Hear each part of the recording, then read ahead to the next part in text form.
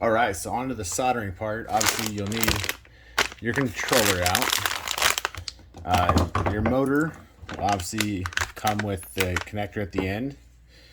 What you're gonna go ahead and do, you'll notice that it's different. It'll say, there'll be yellow, but it'll say BL. BL is blue, BR is brown, and YE is yellow. You'll notice yellow is going to blue, blue is going to yellow, brown is going to green. That is correct. This is the I wrote on this to make sure that you guys could reference this back. So anyways, you'll pull it off. It kind of just pulls off the end there. You can set your motor out of the way. The end of this right here is going to go ahead and pop off. You can either kind of pull on it or kind of just wiggle it off a little bit here. There you go. And it just splits open. The easiest way to remember the correct way is if you're looking at it, the far right will be yellow. If you look at the face here in the open, that will be yellow. This will be brown, and this will be blue. And again, I wrote it on both sides just to make sure it gets correct.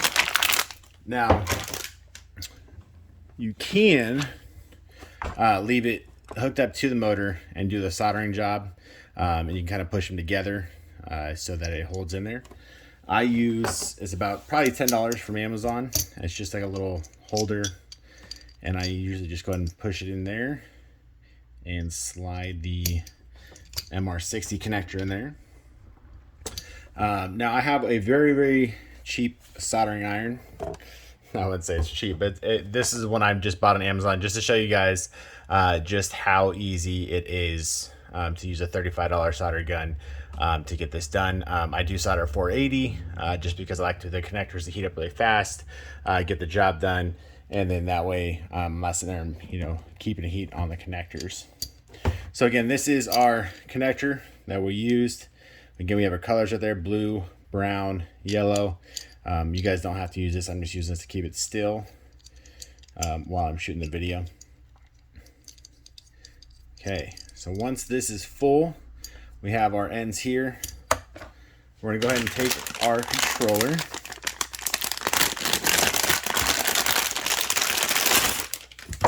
And you guys will need some scissors.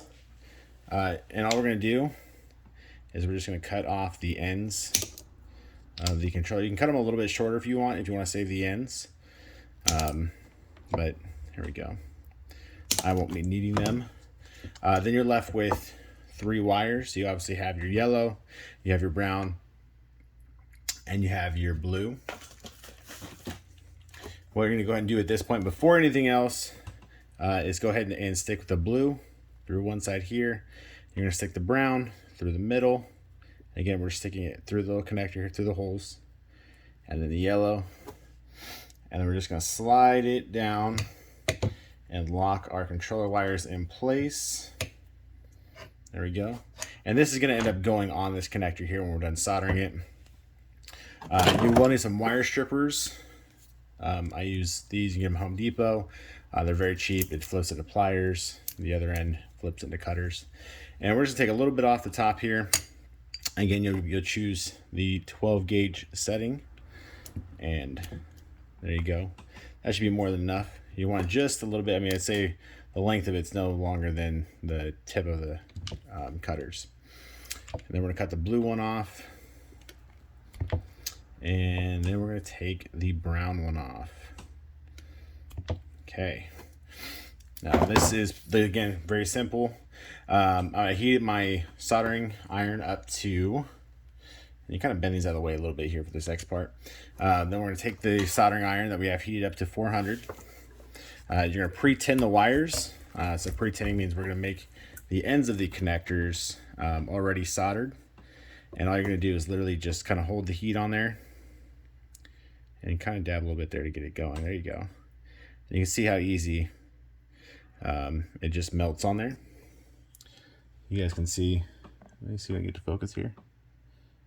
But you'll see, like, obviously you won't have that there, but let's close this up here.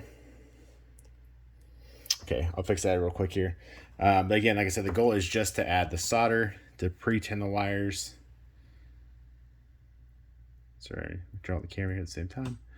Okay, and let me fix this one here. You don't want any stragglers, you want it to be smooth. Okay, there you go. So you can kind of see the end of the wires here. Let me see if I get to focus. So you're kind of just putting solder at the end of the wires. We have one more wire to go. Like I said, there's many ways you can do this. This is just the way I do it. I like to pre-tin my wires and the connectors. Some people like to just put the wires in there, fill it with solder. Again, this is just the way I do it.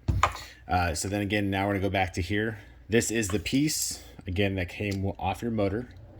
You remember yellow, brown, blue. If you get confused, just remember I wrote them on both sides. But the easiest way to look at it is the holes right here. That's gonna be yellow, the one facing you. At this point, what I'm going to go ahead and do, let me see if we can kind of zoom in real quick here.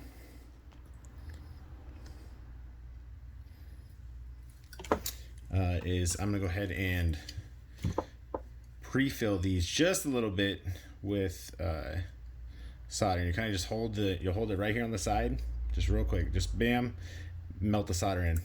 That simple. Come over here again, hold the soldering gun onto the connector and just kind of put a little bit in there. I mean, it's nothing too crazy. Let me see if I get this focus here. It's just enough to fill it up just a little bit. And then once we're done, we'll take the wires and we'll melt them together to make sure. I do it this way because I like to make sure that I don't have to worry about getting a cold weld. A cold weld is when you heat one of the items more hot than the other, and then it only attaches to one, so it doesn't really attach to like the connectors here. And that's why I like having solder in there, is because it kind of helps make sure that we get even heat on there. So again, yellow here, the easiest way I do it here is the connector. Oh, sorry. The connector here is facing you. Let me zoom out here. What you want to do is take the controller, so it's kind of facing away. I mean, you're still color oriented. And all you're going to do here is take the yellow, and let me just zoom in right there. So our first wire is yellow. All I'm going to do is I just preheat the connector a little bit right here. I'm going to take the wire, heat that up a little bit here, and I'm just going to go ahead and heat it up and slide the wire in and push it in and kind of just heat it up for a second here. Like I said, that's why I do 480. It heats it up super fast. This can be a little hot if you want to. If the wire is hot or warm, you can just go ahead and grab it with pliers. You can use your wire cutters. You can kind of just grab it, and again, just hold it down here if it's getting a little warm for you. And let me go ahead and show you how easy this is to remove again. So if you actually did something wrong, you just heat it back up, pull it back off. So again, heat it back up. And there you go, heat up, and then just kind of push it down. You want to kind of feel it click in there. There we go. Give it a second to cool down. Okay. And that's the first one done. Now we're just do the same thing for the rest of them. Again, brown's next. I'm gonna go ahead and put it in here. I'm gonna kind of, you're kind of pushing on the wire and the connector at the same time. There you go, it goes in there. Just kind of hold it till it dries. Like I said, some soldering irons you will need to hold a little bit longer. If you do solder like really hot, it does heat everything up really fast. And I'll show you here what it looks like when we're done. Okay, next, again, blue. And this is partially why we pre-tin the wires, is to make sure that when we're soldering these in here, that it kind of heats everything up evenly and kind of slips right in. So we'll heat this last wire up, or this last hole. We'll go ahead and heat it up for a second and push it down in the hole. There we go.